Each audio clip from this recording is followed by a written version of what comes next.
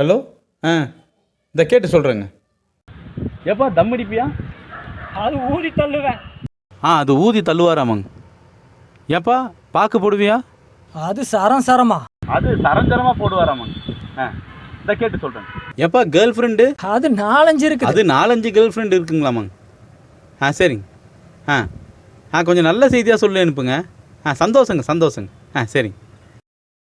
சரி மாப்பிள்ள, உன்னை அப்புறம் கூப்பிடுறேன். சரி, யாருங்க ஃபோனில் நோண்டி கேட்குறீங்க?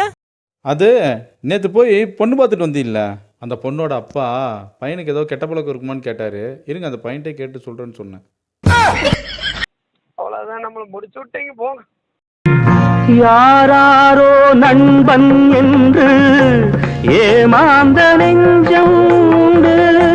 யாராரோ நண்பன் என்று ஏமா